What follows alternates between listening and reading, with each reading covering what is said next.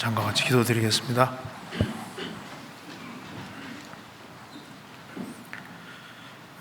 저희를 사랑하시는 하나님 아버지, 오늘도 저희들을 한자리에 불러 모아 주시고 하나님의 말씀을 배우며 또 우리의 삶을 돌아볼 수 있는 시간 주신 것을 감사합니다. 이 시간 주 성령께서 함께 해주시고 하나님의 말씀으로 우리 영혼을 환하게 비춰주시고 우리가 어떻게 신앙생활을 해야 할지를 깊이 생각하는 시간 되도록 도와주시옵소서. 교회가 계획한 모든 일에 앞서 행해 주시고 또 저희 모두 주 안에서 귀하게 쓰임받도록 도와주옵소서. 머지않아 주님 앞에서는 그날 칭찬과 영광과 존귀를 얻을 수 있도록 저희 삶을 다스려 주시고 30배, 60배, 100배의 결실하는 귀한 삶이 되도록 도와주옵소서. 오늘 모든 시중 함께 해주시고 도와주시기를 간절히 의지하오며 우리 구주 예수 그리스도 이름으로 기도하옵나이다. 아멘. 성경 시편 26편 찾겠습니다. 시편 26편입니다.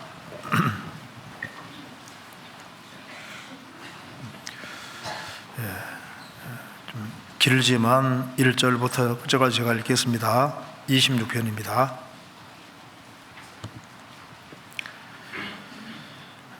내가 나의 완전함에 행하여 싸우며 요동치 아니하고 여호와를 의지하여 싸우니 여호와여 나를 판단하소서.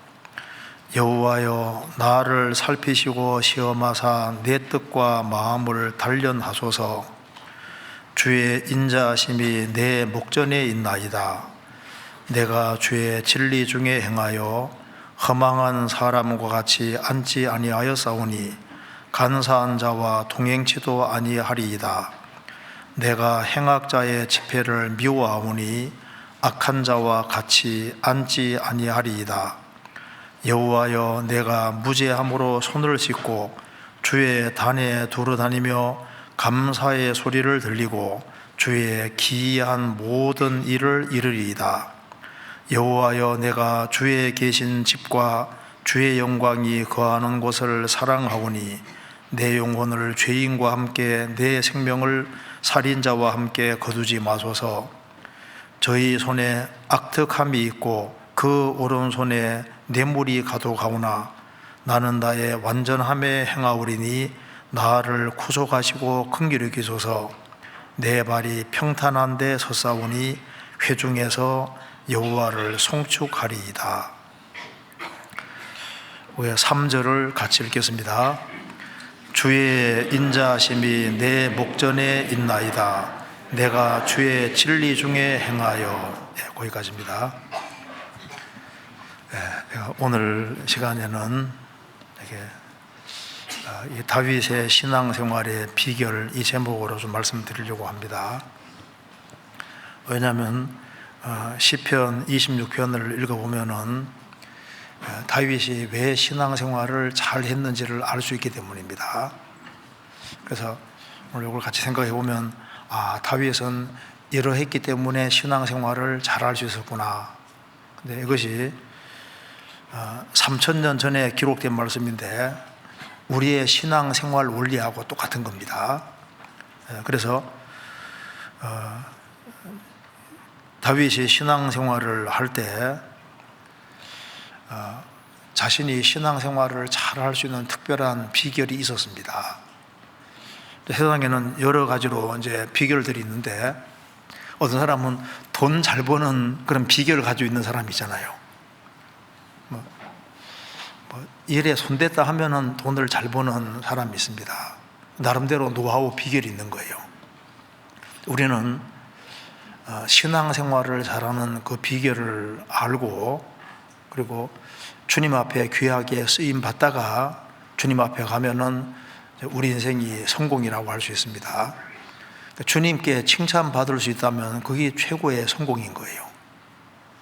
구원받은 모든 사람은 신앙생활을 잘하고 싶은 마음이 있을 겁니다. 어떻게 하면 신앙생활을 잘할 수 있을까? 그 비결을 우리가 좀 배워봐야 되겠습니다.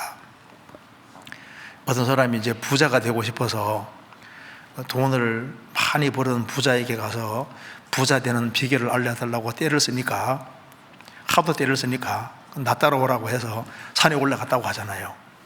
그래서 저 벼랑이 보이는 그쪽에 나무가 하나 있는데 거기에 가지가 걸쳐져 있으니까 올라가라고 하니까 그 나무에 올라갔습니다. 그래서 그 가지에 매달리라 하니까 그래야지 돈 버는 비결을 알려주겠다고, 그래서 이제 그 나무를 붙잡았다고 하잖아요. 그러니까 이제 그 부자가 당신 그 손을 이제 두 손 이렇게 잡았는데, 가지 잡았는데 새끼 손가락 떼보라고.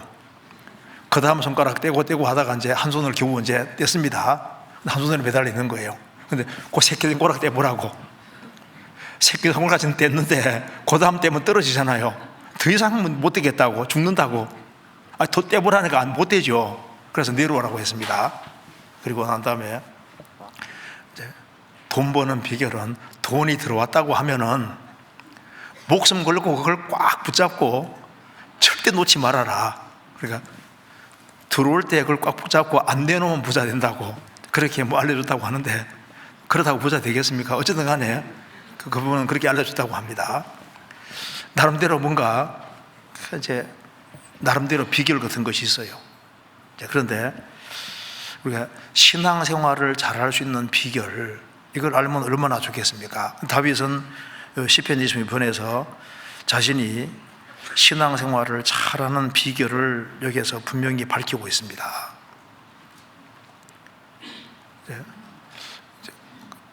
공부 잘하는 비결도 있잖아요.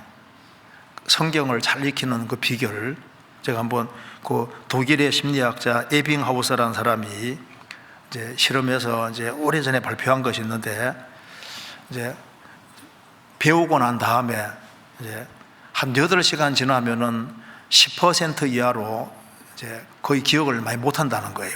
그런데 한 번 복습하면은 40%가 기억이 나고, 두 번 복습하면은 60%가 기억이 나고, 이제 한 번 예습하고 두 번 복습하면은 80%가 기억이 된다. 이렇게 발표를 했는데요. 설교를 듣고 난 다음에 한 8시간 지나고 난 다음에 복습을 안 하면은 얼마 남아요? 10%. 한 주 더 지나면은 또 거의 망각이 됩니다. 그래서 그때 무슨 설교했지 기억도 안 나잖아요. 그런데 이제 듣고 난 다음에 한번 복습을 하면은 40%가 남고, 복습을 또 한 번 하면은 60%, 뭐 예술까지 하면 80%다 그러잖아요. 그러니까 듣고 그 다음에 복습을 하는 것이 꼭 필요합니다. 하늘에서 만나가 내려도 그 만나를 거두어서 빻아서 요리하지 않으면 먹을 수가 없어요. 너무 딱딱하기 때문에.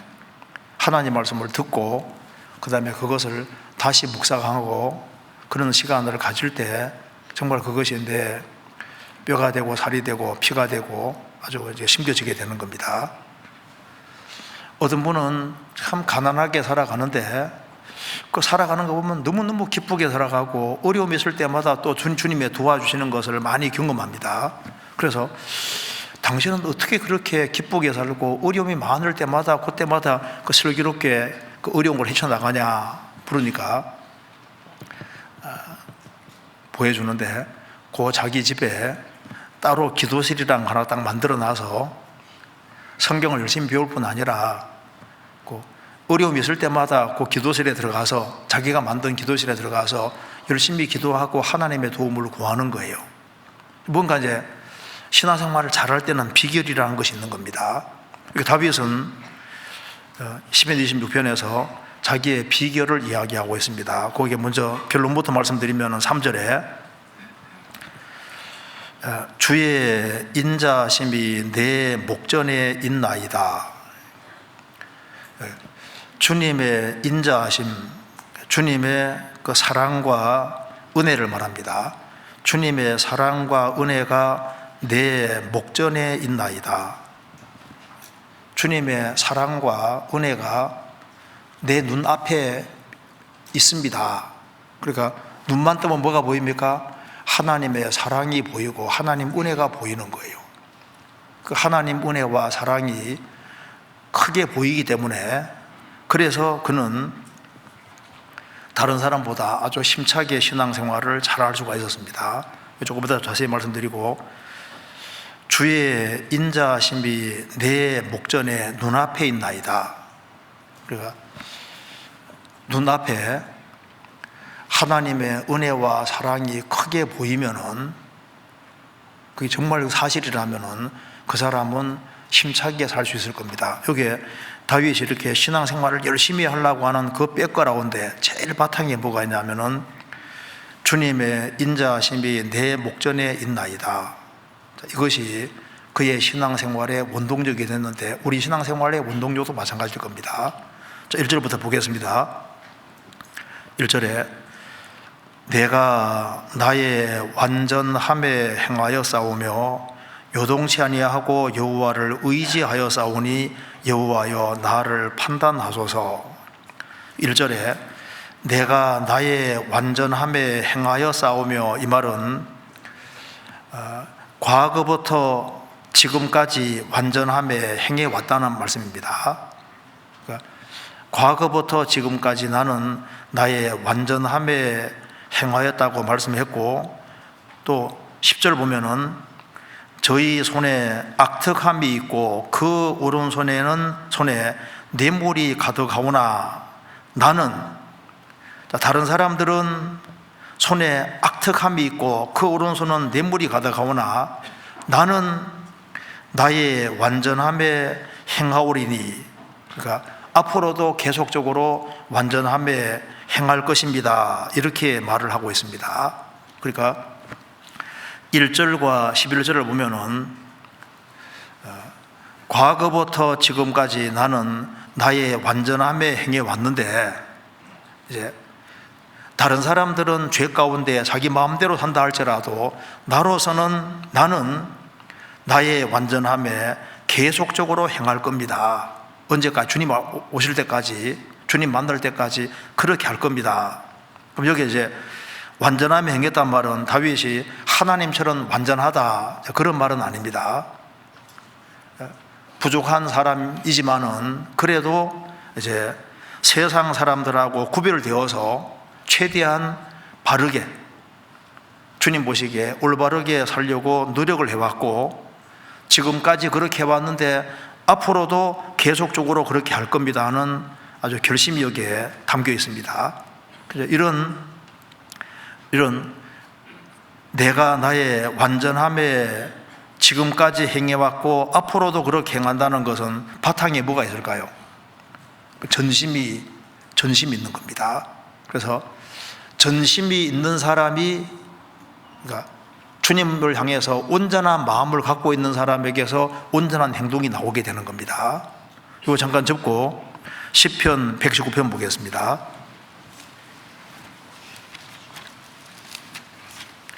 (119편) 1절.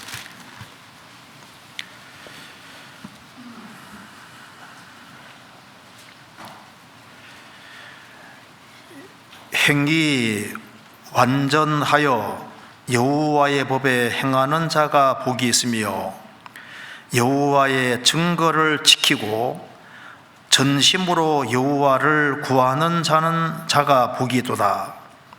실로 저희는 불의를 행치 아니하고 주의 도를 행하는도다. 여기 행이 완전하여 여호와의 법에 행하는 자가 복이 있으며, 그 행위와 마음은 연결되어 있습니다. 여호와의 증거를 지키고 전심으로 여호와를 구하는 자가 복이도다.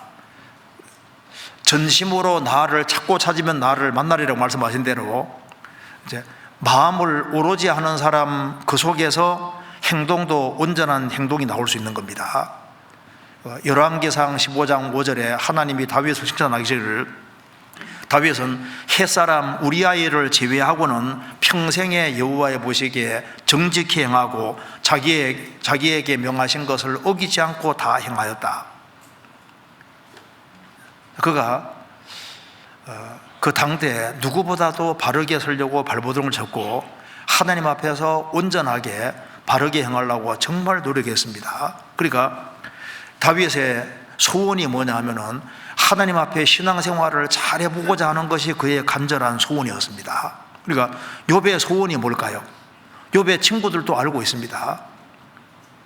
행기를 주님 앞에서 바르게 살아가는 이것이 그 욥의 간절한 소원이었는데 친구들도 알고 있었습니다. 욥기 4장 보겠습니다.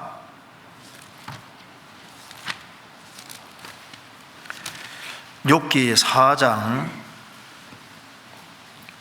6절.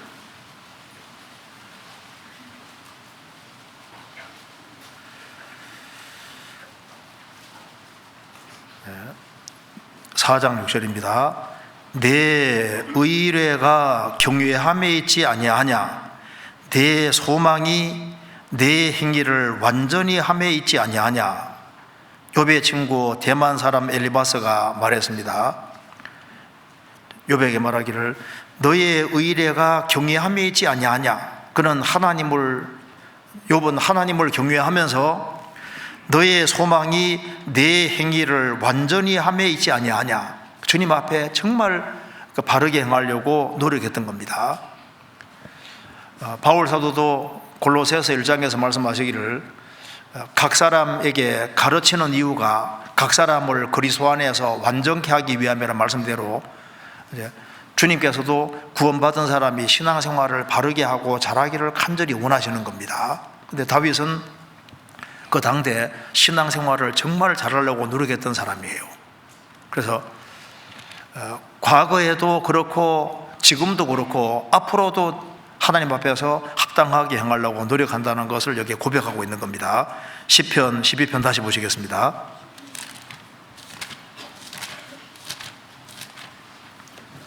시편 26편 1절 내가 나의 완전함에 행하여 싸우며 요동치 아니하고 여호와를 의지하여 싸우니, 여호와를 의지하여 싸우니 하나님을 기대고 의지하고 살았기 때문에 하나님 살아계신 걸 알고 그래서 하나님 앞에 신앙생활을 바르게 하기를 간절히 원했기 때문에 하나님께 전적으로 의지하고 살았습니다. 그래서 요동치 아니하고 여호와를 의지하여 싸우니 하나님을 의지하고 살기 때문에 요동치 아니하고 미끄러지지 아니하고 신앙생활을 계속할 수 있었던 겁니다. 다윗이 여러 차례 주님이 내 우편에 계시기 때문에 내가 요동치 아니하리로다 그런 말들이 성경에 많이 나옵니다. 그래서 여호와를 의지하여 싸우니 하나님을 의지하면서 요동치 아니하고 미끄러지지 아니하고 굳건하게 신앙생활을 하려고 노력을 했습니다. 우리가 다윗의 삶을 보면은 그는 상당히 견고한 사람이란 걸 알고 있습니다. 다윗만큼 고난을 많이 당한 사람도 없는데 다윗만큼 견고한 사람도 없습니다. 왜냐하면 그는 하나님께 정말 기대고 하나님께 의지하고 살았기 때문에 그만큼 고난 많이 받은 사람도 없지만은 그만큼 견고한 사람도 없습니다. 시편 62편에서는 처음에는 크게 요동치 아니하리로다, 그 뒤에는 요동치 아니하리로다. 처음에는 좀 흔들렸어도 점점 견고하게 되어서 요동치 않는 사람으로 아주 견고한 사람으로 바뀌어졌습니다. 구원받고 난 이후에 신앙생활하는 가운데서도 마음을 바르게 하고 주님께 전적으로 의지하고 살아가는 사람, 인생을 전적으로 딱 주님께 의지하고 살아가는 사람은 별로 흔들리지를 않습니다. 그렇잖아요. 그 사람은 잘못된 교리가 들어와도 금방 막 흔들리고 하나님이 정해주신 위치에서도 쉽게 흔들리고 조금의 유혹에서도 쉽게 흔들리고 그래서 하나님의 도움을 구하는 데 있어서 주님께 딱 매달리면은 좋은데 매달리지 아니하면은 많이 흔들리고 잘못하면 미끄러질 수도 있습니다. 그런데 다윗은 요동치 아니하고 여호와를 의지하여 싸우니 여호와여 나를 판단하소서. 그러면서 2절에 여호와여 나를 살피시고 시험하사 내 뜻과 내 마음을 단련하소서. 그는 하나님이 주시는 여러 가지 어려움을 아주 기쁘게 받아들이고 있습니다. 여호와여 나를 살피시고 시험하사, 내게 뭔가 부족한 것이 있으면 주님이 그걸 드러내 주시고 단련하셔서 최대한 신앙생활을 잘하게 도와주십시오. 이렇게 다윗은 간절히 기도하고 원하고 있습니다. 그러니까 그러면 왜 다윗이 이렇게 하나님께 기대고, 그리고 내가 과거에도 나의 완전함에 행하였고 지금도 완전함에 행하고 앞으로도 다른 사람이야 뭐 죄 가운데 살고 마음대로 살든 간에 나는 나의 완전함에 행할 겁니다. 왜 이런 그 간절한 소원을 가지고 살게 될까요? 그 이유는 3절입니다. 주의 인자심이 내 목전에 있나이다. 다윗이 이렇게 신앙생활을 아주 열심히 할 수 있는 원동력이 뭐냐 하면은 주의 인자심을 한번 경험하고 끝난 것이 아니라 내 눈앞에 목전에 있나이다. 주님의 사랑과 주님의 은혜가 항상 눈만 뜨면 보이는 거예요. 항상 보이는 거예요. 그런 하나님 은혜와 사랑을 크게 경험했기 때문에, 그래서 주 안에서 세상 사람과 다르게 바르게 살기를 간절히 원하는 마음이 있는 겁니다. 그래서 그러니까 여기에 주의 인자하심이 내 목전에 있나이다, 이것이 아주 중요한 성경 구절이라 할 수 있습니다. 물론 다른 것도 중요한데 이 구절이 참 중요한 구절이라 할 수 있습니다. 어떤 분은 성경을 이렇게 푹 솥에 넣고 삶으면은 뭐가 남을까? 물론 예수님이 남겠죠. 근데 사랑이 남는다고. 성경은 사랑을 말하는 책입니다. 그래서 다윗은 자기의 신앙생활의 모든 바탕, 근원이 바로 주님의 인자하심, 사랑이라는 걸 확실하게 알고 있는 겁니다. 여기 시편 25편입니다. 25편 6절입니다. 한번 같이 읽겠습니다. 여호와여 주의 긍휼하심과 인자하심이 영원부터 있었사오니 주여 이것을 기억하옵소서. 다윗은 하나님 은혜와 사랑을 체험한 사람이고 하나님의 사랑에 대해서 많이 생각한 사람입니다. 시편 25편도 다윗이 쓴 것인데, 여호와여 주의 긍휼하심과 인자하심이 영원부터 있었사오니, 영원부터 영원까지 계신 분이 하나님이신데, 하나님 본질은 요한일서 4장에 말한 대로 하나님은 사랑이시라.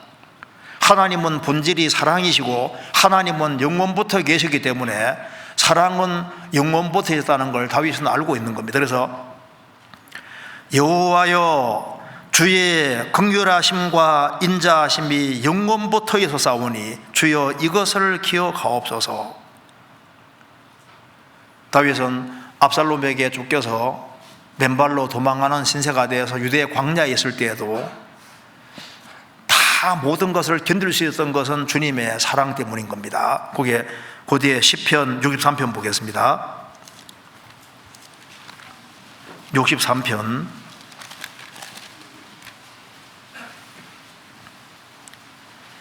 1절 앞에 표제어에 63편 1절 앞 표제어, 다윗의 유다 광야에 있을 때, 다윗이 왕인데 유다 광야에 있습니다.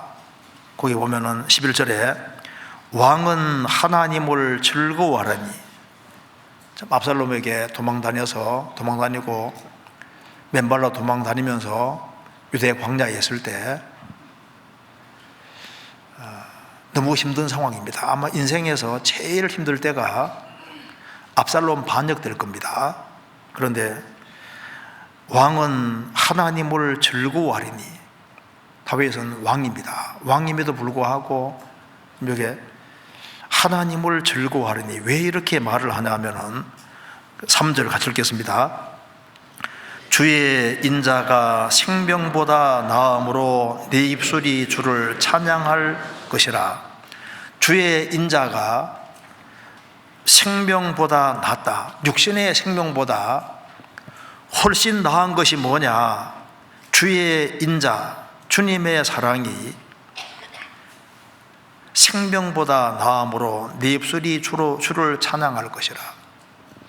다윗은 하나님의 큰 사랑을 경험해 왔고, 그리고 사울에게 쫓겨다닐 때도 하나님의 사랑을 항상 보고 있고, 그리고 가장 어려울 때도 하나님의 사랑이 눈앞에 항상 보이는 겁니다. 그래서 저희가 맨발로 도망가는 신세가 되고 힘든 상황이 있지만, 그럼에도 불구하고 주의 인자가 생명보다 낫다. 그래서 왕은 하나님을 즐거워할 것이다. 하나님이 나를 사랑하시기 때문에 즐거워한다고 말하고 있습니다. 그래서 다윗은 생애 속에서 하나님 사랑을 많이 경험하고, 그래서 자기 신앙의 원동력이 여기에 사랑이라는 걸 말하는 겁니다. 사랑이 눈만 뜨면 사랑이 보이는 거예요. 주의 인자하심이 내 목전에 있나이다. 눈앞에. 그래서 우리도 마찬가지입니다. 우리도 어떻게 해서 우리가 신앙생활을 한번 제대로 해보려는 마음을 갖게 됐을까? 좀 우리 신기하잖아요. 우리가 원래 여기 있을 사람들이 아닙니다. 그죠? 아이고, 말씀대로 살아봐야 되겠다 이런 마음이 왜 올라올까요? 남들처럼 안 살고 좀 바르게 살아보려는 마음이 왜 올라올까요? 주님 사랑 때문인 거예요. 그러니까 사랑이라는 게 참 신비한 겁니다. 로마서 5장입니다. 로마서 5장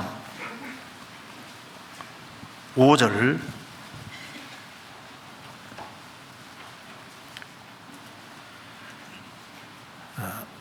소망이 부끄럽게 아니함은 우리에게 주신 성령으로 말미암아 하나님의 사랑이 우리 마음에 부은 바 됨이니. 소망이 우리를 부끄럽게 아니한다. 소망이 우리를 실망시키지 않습니다. 우리의 소망은 너무 확실한 겁니다. 왜냐하면 우리에게 주신 성령으로 말미암아 하나님의 사랑이 우리 마음에 부은 바 되었다. 그 사랑이 바로 십자가의 사랑입니다. 예수님이 오셔서 그 보배로운 피를 흘려주셔서 나의 과거, 현재, 미래 모든 죄를 영원히 다 사해 주시고 죄값을 완전히 지불해 주셨는데, 그것도 창조주께서 시간 속에 들어오셔서 나 같은 사람을 위해서 대신 죽어주시고 부활하셨다. 십자가가 얼마나 중한 고통입니까? 그 사랑이 깨달아진 거예요. 구원받은 모든 사람은 첫사랑이 있습니다. 첫사랑. 너의 처음 사랑을 버렸느니라. 처음 사랑이 있는 겁니다. 세상은 온데간데 없고 구속한 주만 보이도다. 주님, 십자가. 주의 인자하심이 내 목전에 있나이다. 그러니까 우리가 눈만 뜨면 눈앞에 어른어른거리는 것이, 어떤 사람은 눈만 뜨면 돈이 어른어른거리고, 눈만 뜨면 돈이 내 눈앞에 있나이다. 그러니까 이제 눈앞에 뭐가 보이느냐, 이게 참 중요한 겁니다. 주님의 사랑이 선명하게 보이면은 그 사람은 정말 복 있는 사람인 거예요.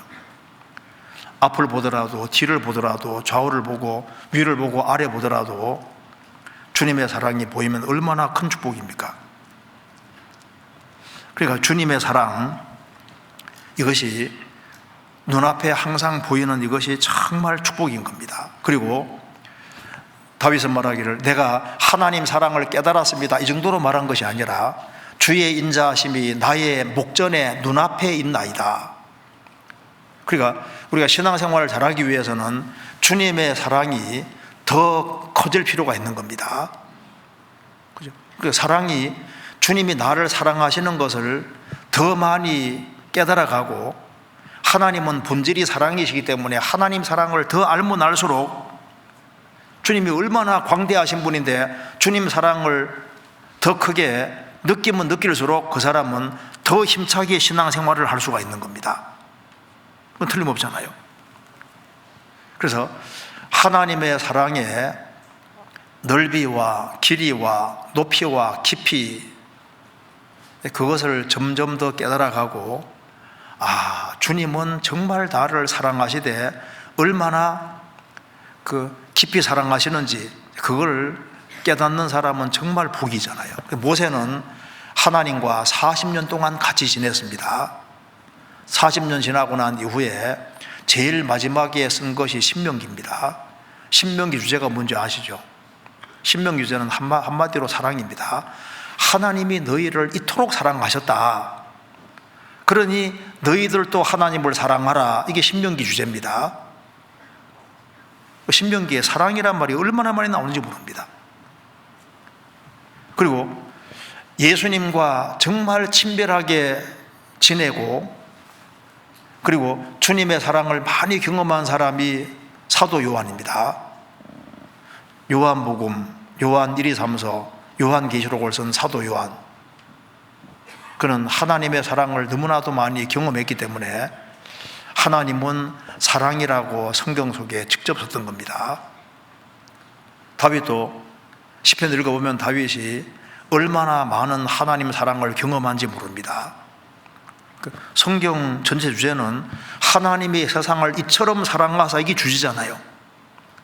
하나님 사랑을 확실히 깨달은 사람은, 그러니까 너희를 사랑했으니까 너희도 사랑을 깨달았다면 하나님을 사랑하라, 이것이 성경 전체의 주제라고 할 수 있습니다. 그래서 누가 세상에서 한번 제대로 살아보려는 마음을 가질까? 그건 도덕 가지고 안 되는 겁니다. 스코틀랜드 신학자이면서 목사인 토마스 찰머즈라는 사람이, 물론 그 사람도 성경 아주 잘못 가르친 것이 이제 좀 있는데요. 그런데 그가 말한 것 중에 하나는 확실히 맞는 것 같습니다. 뭐냐면은 그가 구원받기 전에 도덕 설교를 많이 했는데 도덕을 아무리 얘기해도 사람들이 안 바뀌더라, 그 말입니다. 그러니까 왜 도덕을 그렇게 설교하는데 왜 사람이 안 바꿔질까? 나중에 십자가의 은혜와 사랑을 확실히 깨달았습니다. 그래서 인간은 아담 이래로 옛 사랑에 딱 붙잡혀 있으니까 더 큰 사랑이 안 들어오면은 옛 사랑을 쫓아낼 길이 없다. 그러니까 더 큰 사랑과 더 큰 기쁨이 있어야만 옛 사랑과 옛 기쁨이 쫓겨난다는 걸 확실히 깨우친 거예요. 그래서 복음을 전해서 그 사람이 구원을 받을 때 하나님 사랑이 심겨지고, 그러니까 이 세상 사랑보다 더 큰 사랑이 딱 들어오니까 사람이 바뀌어지는 걸 확실하게 알았습니다.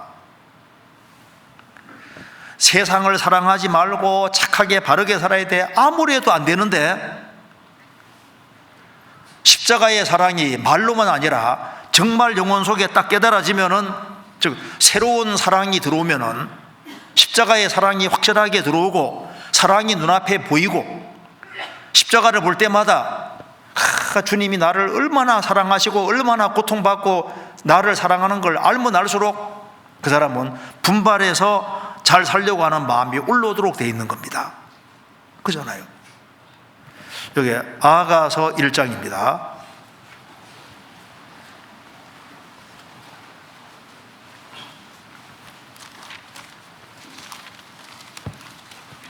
아가서 1장 2절입니다.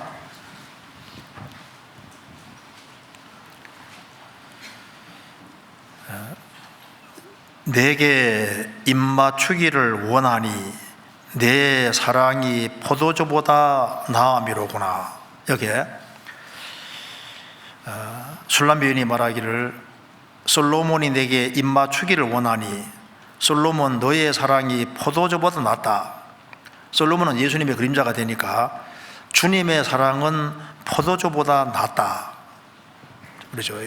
포도주의 긍정적인 측면으로 포도주를 생각해 보면은 조금 이해가 되는데, 몇 가지만 생각해 보면은 다윗도 말하기를 주께서 내 마음에 두신 기쁨은 저희의 곡식과 새 포도주에 풍성할 때보다 더하니라고 말씀했잖아요. 그러니까 여기에 포도주보다 낫다. 포도주는 누가복음 10장에 말한 대로 급한 죽게 된 강도 주막에 데려가서 이제 고쳐주는데 상처 부위에다가 포도주를 부었잖아요. 포도주는 옛날부터 치료약으로도 많이 사용되었습니다. 주님의 사랑은 포도주보다 낫다. 그죠? 포도주가 상처를 싸매는데, 상처를 낫게 하는데 그 역할을 많이 하는 것처럼 주님의 사랑은 치료시켜 주시는 사랑입니다. 십자가 사랑을 확실히 딱 깨달으면은 그 생을 살아가면서 그 마음에 응어러진 상처들, 고통받은 것들, 이런 것들이 싹 치유가 됩니다. 그래서 가정생활 속에서 남편에게, 아내에게, 자식에게, 그리고 이제 시댁에게 이제 생을 살아가면서 많은 어려움을 겪는데 십자가 사랑을 딱 깨우치면은 신기하게도 십자가 사랑은 내 영혼을 치료를 하잖아요. 여러 가지 어떤 갈등과 불만들이 많이 있어서도 십자가 사랑을 딱 깨달을 때 십자가 사랑은 영혼을 치료하는 신비한 사랑입니다. 보옵소서 내게 큰 고통을 더하신 것은 내게 평안을 주리 하심이라. 주께서 나의 영혼을 사랑하사 멸망의 구덩이에서 건지셨고 나의 모든 죄는 주의 등 뒤에 던지셨나이다. 생을 살아가면서 많은 고통과 어려움이 있었는데 주님이 내 모든 죄를 짊어지시고 그 보배로운 피를 흘림으로 내 죄값을 다 지불한 걸 깨달았을 때 신기하게도 그 고통에서 해방이 되고 그리고 영혼의 상처가 싹 아물어지잖아요. 십자가 사랑은 사람 영혼의 상처를 고치는 신비한 사랑입니다. 그리고 포도주는 사람에게 기쁨을 주는 특징이 있는데 주께서 내 마음에 두신 기쁨은 저희의 곡식과 새 포도주에 풍성할 때보다 더하니이다. 포도주가 사람 흥겹게 만들고 잔치가 있을 때는 포도주가 사용되는 이유가 흥을 돋구기 위해서입니다. 그것처럼 참 놀랍게도 십자가 사랑은 영혼을 기쁘게 하는 사랑입니다. 그 우울하던 사람도 이제 십자가 사랑을 딱 깨달으면요 살맛이 나죠. 살아야 되겠다는 마음이 생깁니다. 그래서 포도주는 사람 마음을 기쁘게 하는 특징이 있는 것처럼 십자가 사랑은 그보다 훨씬 더 큰 마음의 기쁨을 주는 특별한 사랑입니다. 주님의 사랑을 확실히 깨달은 사람은 이 세상이 그래도 살만한 세상이라는 걸 알 수 있습니다. 왜? 주님 사랑은 사람에게 기쁨을 주는 그런 사랑이기 때문입니다. 그리고 술이 포도주 많이 들어가면요 이제 좀 말이 많아지죠. 그죠? 그러니까 사람을 흥겹게 만드는, 활기 있게 만드는 특별한 특징이 있습니다. 주님의 사랑을 딱 깨닫고 나면은 마음속에 활기찬 것이 생기고 밝은 것이 생기고 기쁨이 생기고 감사가 생기고 올라오잖아요. 그 주님 사랑은 그런 사랑입니다. 주님의 사랑은 포도주 많이 먹으면요 때려도 아프지 않습니다. 술 많이 먹은 사람 막 넘어지고 깨져도 그때는 아프지 않잖아요. 주님의 사랑을 확실히 깨우친 사람은 그 사랑 때문에 환난을 받고 핍박을 받고 어려움이 있어도 그걸 잘 극복할 수 있는 아주 특별한 그런 사랑입니다. 여기 말씀하기를 내 사랑이 포도주보다 낫다. 그러니까 이 세상이 얼마나 험악한 세상인데 그 험악한 세상을 다 이겨나갈 수 있는 것이 뭐냐 하면은 십자가 사랑, 주님의 사랑이 그거 다 이겨나가게 하는 거예요. 그러니까 바울 사도는 실라와 같이 감옥에 있을 때도 주님께 찬송하잖아요. 그 주님의 사랑은 환난과 핍박 속에서도 사람을 기쁨과 감사 가지고 살게 하는 그런 특징이 있는 겁니다. 성경 시편 90편입니다.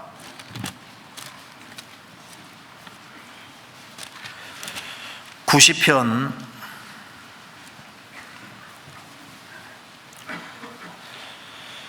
14절 같이 읽어보겠습니다. 아침에 주의 인자로 우리를 만족해 하사 우리 평생에 즐겁고 기쁘게 하소서. 여기에 모세의 기도입니다. 여기 말하기를 아침에 주의 인자로 우리를 만족해 하사. 아침에,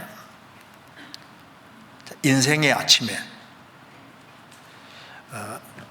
전도서 11장에 보면은 우리 이렇게 젊은 시절을 새벽이라고 했습니다. 그러니까 아침에 주의 인자로 만족해 하사. 그러니까 어릴 때가 참 중요한 거, 어릴 때.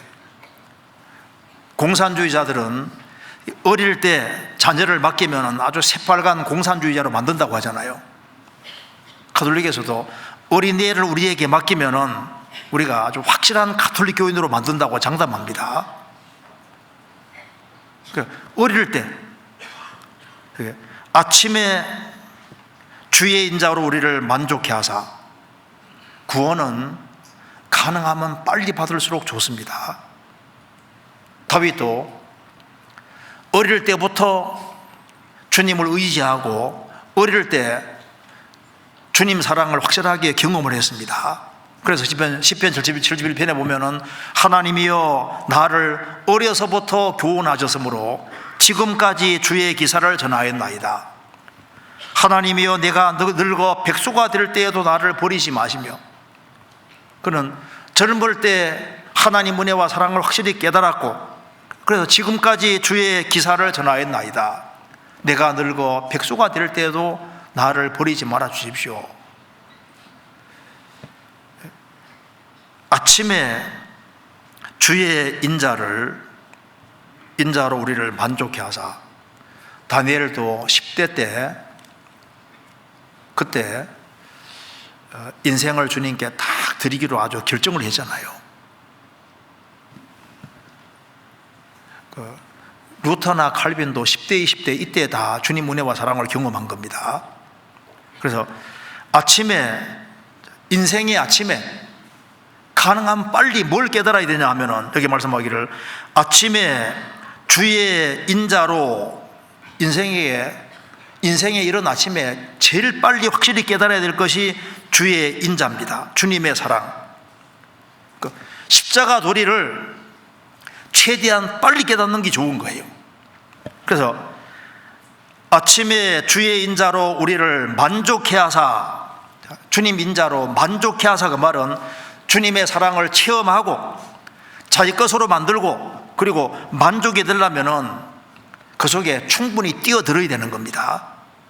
주의 인자로 만족해 하사. 그래서 사랑을 듬뿍 경험하면은 그러면은 온갖 것을 다 이길 수가 있는 겁니다. 시편 68편에 날마다 우리 짐을 지시는 주라고 했습니다. 구원받은 사람에게 주님이 함께 하시고 일생 동안 구원받은 사람을 도와가십니다. 그래서 여기 말씀하기를 아침에 주의 인자로 우리를 만족해 하사. 왜 이것이 필요하냐면은 그 뒤에 나와 있죠. 우리를 만족해 하사 우리 평생에 즐겁고 기쁘게 하소서. 일생 살아가면서 많은 일들이 벌어집니다. 생을 살아가면서 인생 산다는 것 자체가 힘든 거예요. 인생은 고난을 위해 났기 때문에 울며 태어나서 많은 울음이 있는 세상입니다. 구원을 받았다고 해서 환난과 역경이 없는 것이 아니잖아요. 많은 눈물이 흐르는 세상에 살고 있습니다. 이런 세상을 잘 통과하기 위해서는 주님의 사랑이 정말 필요하니까 모세는 이걸 확실히 깨우친 겁니다. 그래서 아침에 주의 인자로 우리를 만족해 하사 우리 평생에 많은 환난과 역경 어려움이 있고 우리는 가시나무 가운데 있는 백합화와 같고 이리 가운데 있는 양 같고 불살하는 자 중에 있고 사자 중에 있는 것과 똑같은 거예요. 그래서 어려움이 있지만은 주님 사랑이 있으면은 여기 말한 대로 우리 평생에 즐겁고 기쁘게 하소서. 주님의 사랑을 다 경험한 사람은 많은 환난과 역경과 어려움이 있다 할지라도 그 사랑 때문에 평생에 기쁘고 즐겁고 감사하게 생을 살 수 있는 겁니다. 그러니까 모세는 말하기를 아침에 주의 인자를 경험하게 해주십시오. 그리고 사랑을 경험할 뿐 아니라 그 사랑을 인자로 우리를 만족해 주십시오. 주님의 은혜와 사랑을 경험하고 그것으로 만족해 주십시오. 그러니까 다윗만큼 파란만장한 생활을 사는 사람도 없는데 다윗만큼 기쁘게 산 사람도 없잖아요. 왜 그렇게 그가 그런 많은 어려움을 겪었음에도 불구하고 그렇게 잘 살 수 있었을까? 주님 인자하심이 내 눈앞에 목전에 있나이다. 사울에게 도망다니면서 사울 왕에게 쫓겨서 10년 이상 도망다니는 거 생각해 봐요. 압살롬이 아들이 반역해가지고 맨발로 도망다니는 갑자기 왕위를 찬탈당해 버리잖아요. 이런 것을 겪었음에도 불구하고 그가 왜 그렇게 힘차게 기쁘고 감사한 마음을 할 수 있느냐? 그게 바로 주님의 인자가 내 목전에 있나이다.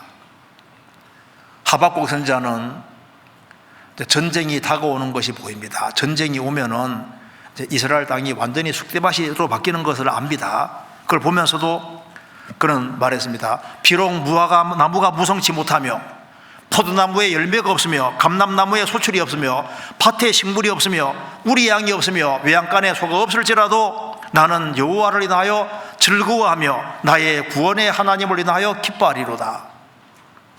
그는 주님의 은혜와 사랑, 구원의 하나님을 확실하게 알기 때문에 없을지라도 기뻐한다고 말을 했습니다.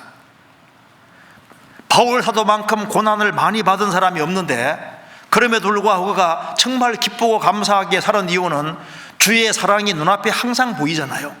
나를 얼마나 사랑하신지를 보이니까, 그러니까 그가 힘차게 살 수 있었던 겁니다. 그래서 다윗은 말했습니다. 주님 인자와 사랑을 경험했기 때문에 시편 18편 1절에서 나의 힘이 되신 여호와여 내가 주를 사랑하나이다 이렇게 고백을 했습니다. 주님 인자와 사랑이 항상 보이니까 나의 힘이 되신 여호와여 내가 주를 사랑하나이다 그렇게 고백을 하잖아요. 주님의 사랑을 경험하는 사람은 마음속에 보답하고자 하는 마음이 올라옵니다. 여호와께서 내게 주신 은혜를 무엇으로 보답할꼬? 그래서 사랑인 걸 경험한 사람은 잘 살고 싶은 마음이 있는 거예요. 그래서 이렇게 말했습니다. 시편 26편 3절입니다. 26편 3절 주의 인자하심이 내 목전에 있나이다. 내가 주의 진리 중에 행하여. 누가 주님의 진리 가운데 걸어갈 수 있을까요?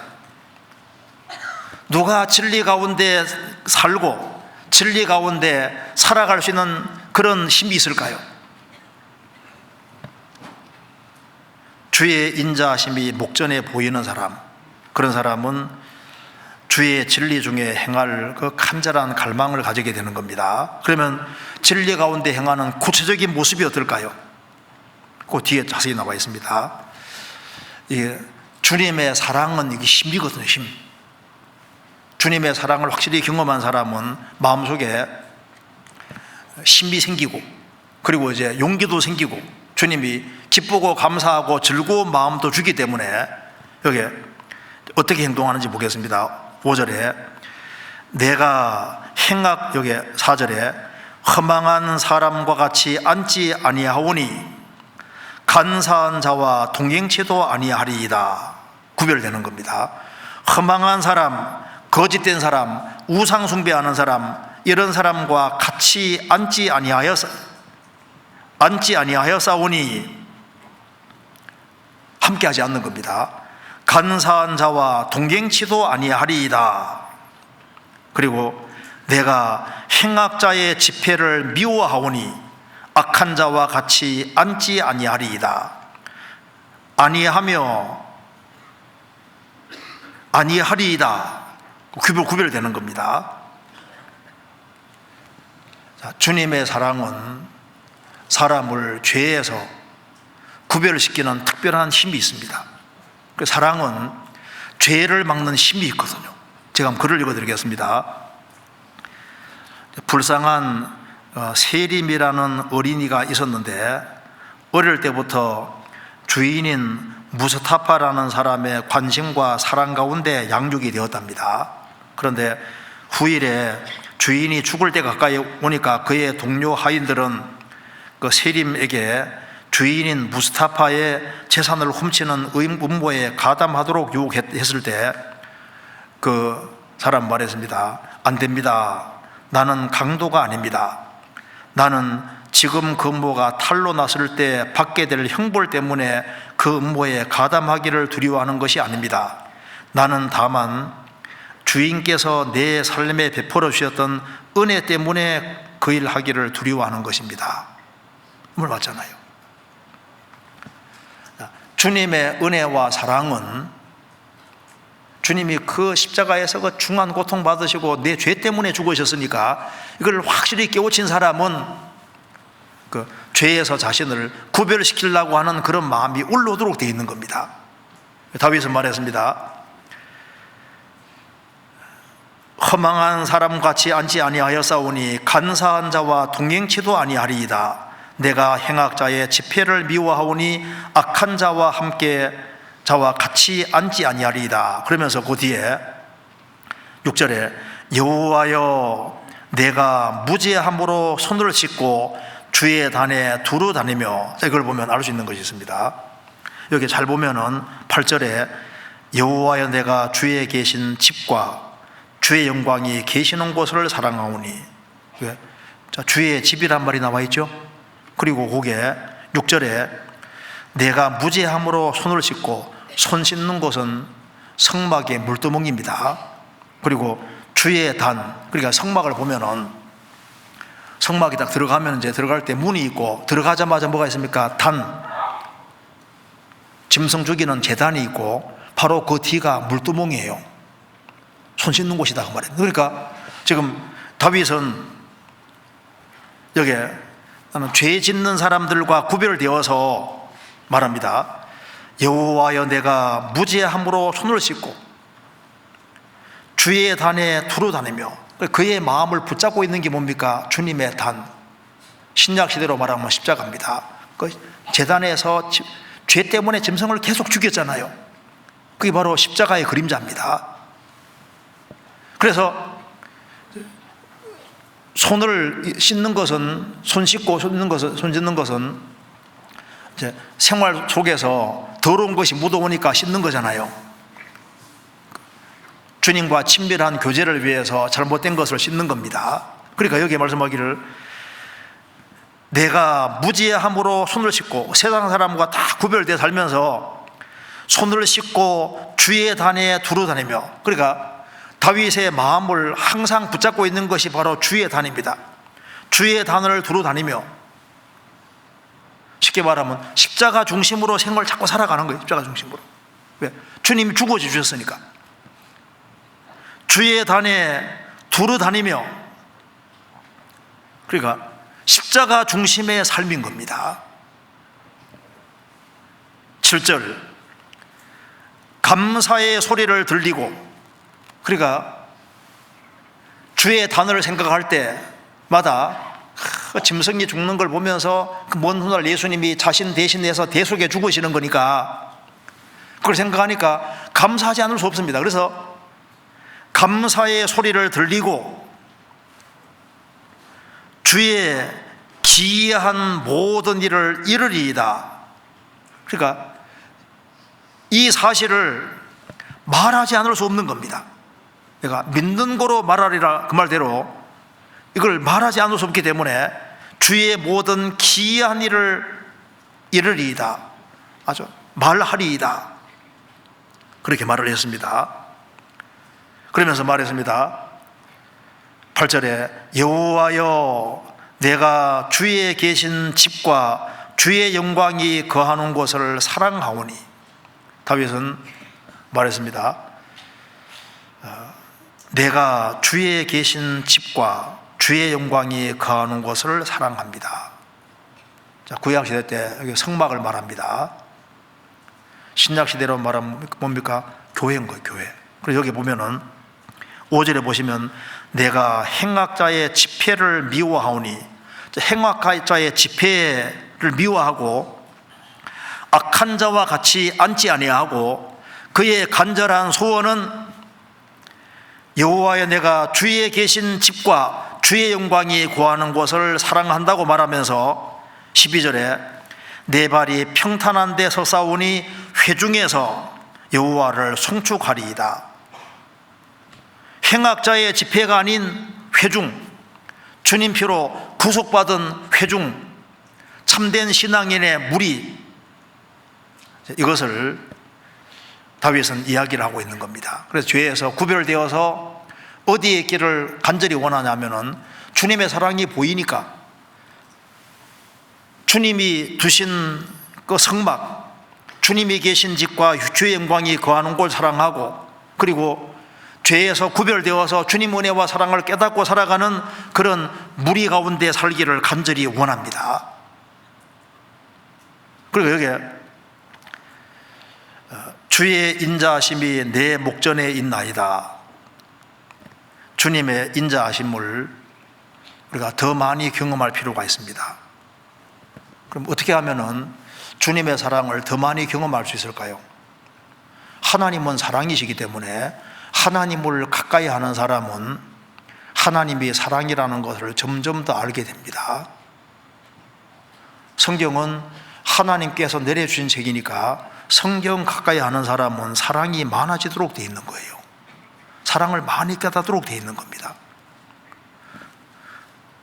예수님은 사랑이 와신이기 때문에 주님을 가까이 하는 사람은 사랑이 커질 수밖에 없잖아요. 그리고 주님이 구원받은 무리 가운데 거하시니까 무리 가운데서 같이 말씀 배우고 같이 교제하는 가운데서 주님 사랑을 점점 더 알아가는 겁니다. 성경 에베소서 3장입니다. 에베소서 3장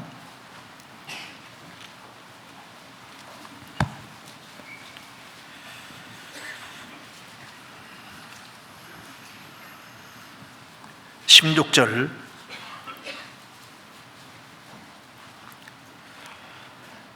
능히 모든 성도와 함께 지식에 넘치는 그리스도의 사랑을 알아 그 넓이와 길이와 높이와 깊이가 어떠함을 깨달아 하나님의 모든 충만하신 것으로 너희에게 충만하게 하시기를 구하노라. 사랑은 혼자 깨달아가는 것이 아닙니다. 모든 성도와 함께 지식에 넘치는 그리스도의 사랑을 알아 사랑의 넓이, 길이, 높이와 깊이가 어떠함을 깨달아.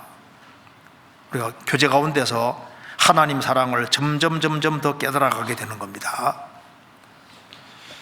누가 하나님 은혜와 사랑을 정말 더 알아가냐 하면은 주님 말씀을 붙잡고 살아가는 사람입니다. 요한복음 14장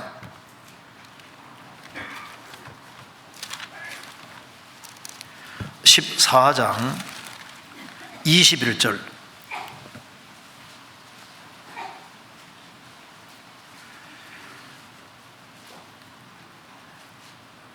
나의 계명을 가지고 지키는 자라야 나를 사랑하는 자니 나를 사랑하는 자는 내 아버지께 사랑을 받을 것이요 나도 그를 사랑하여 그에게 나를 나타내리라.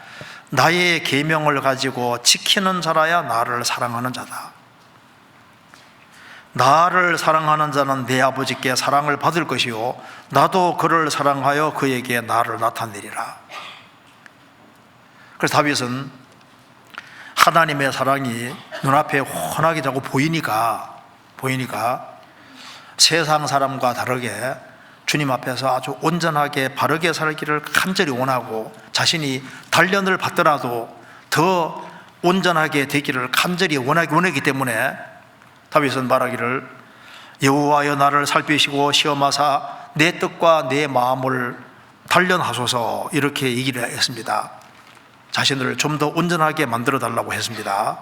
그러면서 여기 시편 26편 다시 보시겠습니다. 그래서 그 뒤에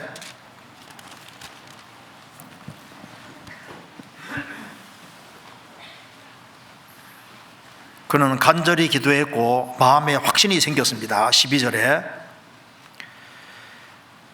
내 발이 평탄한 데 섰사오니 회중에서 여호와를 송축하리이다. 내 발이 평탄한 데 섰사오니, 여기 그 1절에 보면은 내가 나의 완전함에 행하여 싸우며 요동치 아니하고 다른 번역에는 내가 미끄러지지 아니하고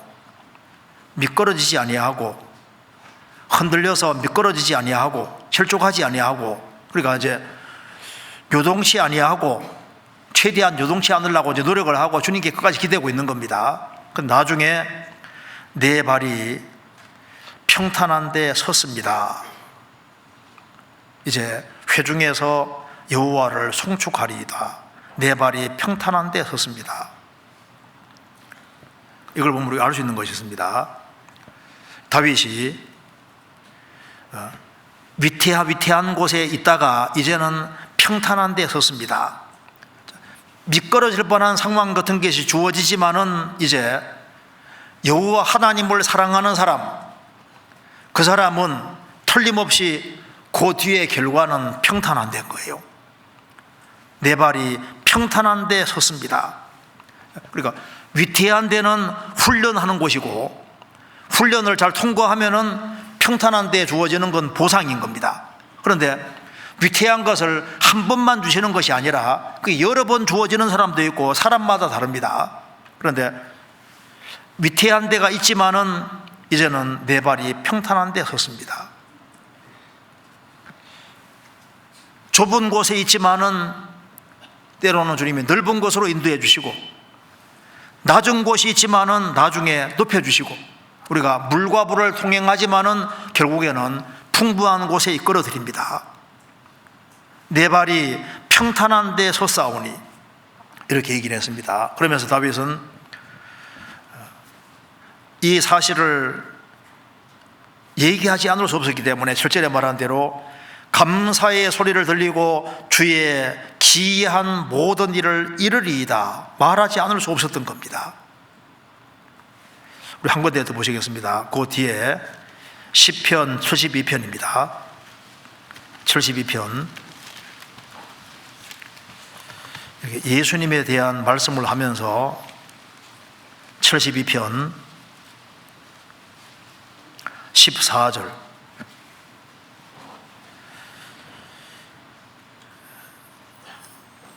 저희 생명을 압박과 강포에서 구속하시리니 하리니 저희 피가 그 목전에서 귀하리로다. 저희가 생존하여 스바의 금을 저에게 드리며 사람들이 저를 위하여 항상 기도하고 종리를 찬송하리로다.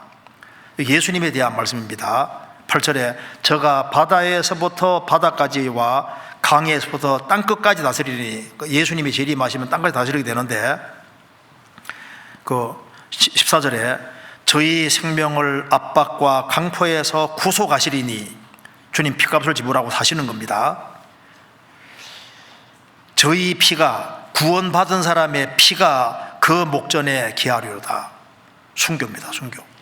그리고 여기에 주님의 은혜와 사랑을 경험한 사람들은 역사 속에서 많이 순교를 당했는데 저희 피가 주님 목전에서 귀하리로다.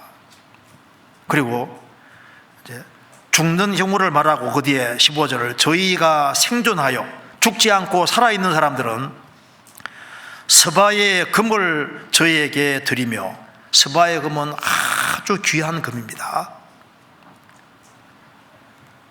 자기 삶 속에서 제일 중요한 것을 주님께 드린다. 그러니까 주님 은혜와 사랑을 경험한 사람들은 주님을 위해서 죽든지 살 때는 자기가 생각할 때 가장 중요한 것을 주님께 아끼지 않고 주님께 드리는 겁니다. 그래서 내 발이 평탄한 데 섰사오니, 우리가 궁극적으로는 영원히 평탄한 곳이, 지금 인생 사는 데 좀 어려운 게 많지만은 영원히 평탄한 곳입니다. 천국은 가장 안전한 곳이고 인생에 굴곡이 없는 바로 그곳입니다. 그래서 이걸 보면 우리가 알 수 있는 것이, 내가 어떻게 하면 신앙생활을 더 잘할 수 있을까? 사랑을 증진시키고 주님 사랑을 깊이 생각하는 것이 너무나도 중요한 겁니다. 그래서 주의 인자하심이 내 목전에 있나이다. 내 눈앞에 무엇이 보일까? 주님이 내 앞에 계신 것이 보이고 부활하신 주님이 보이고 주님의 사랑이 눈앞에 보이는 사람, 그 사람은 복이 있습니다. 주님 계명이 보이고 자신이 해야 될 사명이 보이는 사람은 정말 복이 있는 겁니다. 그래서 주님의 사랑이 확실한 사람, 그 사람은 생을 살아가면서 아주 힘차게 살 수 있을 겁니다. 그래서 다윗의 생활에 가장 중요한 비결이 여러 가지가 있겠지만은 여기서는 주의 인자하심이 내 목전에 있나이다. 근데 이것이 다윗에게만 해당되는 게 아니라 우리도 똑같습니다. 우리는 지금 신약시대 사는데 다윗은 예수님이 오시기 전에 주님 사랑을 미리 받고 우리는 주님이 이미 오셨고 십자가 사랑을 확실하게 아는 사람입니다. 그래서 주님 사랑을 우리가 확실하게 깨우쳤기 때문에 그래서 신앙생활을 바르게 하기 원하고 그리고 뭔가 주님께 보답하고자 하는 그런 마음이 계속 올라오게 되는 겁니다. 같이 기도하시겠습니다. 자비로우신 우리 아버지 하나님, 저희들을 주의 보배로운 피로 구속해 주시고 하나님 자녀로 삼아 주시고 주의 크신 은혜와 사랑 가운데 살게 해주시는 것을 감사합니다. 저희 마음을 깨워주시고 십자가의 은혜와 사랑을 더 깊이 더 확실하게 깨달아 알 수 있도록 도와주시고 저희들이 주님께서 맡기신 사명을 잘 감당할 수 있도록 도와주시고 또 머지않아 주님을 배울 때 칭찬과 영광을 얻을 수 있도록 우리의 삶을 다스려 주옵소서. 우리 나머지 모든 생에 주의 거룩한 말씀으로 다스려 주옵소서. 우리 구주 예수 그리스도 이름으로 기도하옵나이다. 아멘. 찬송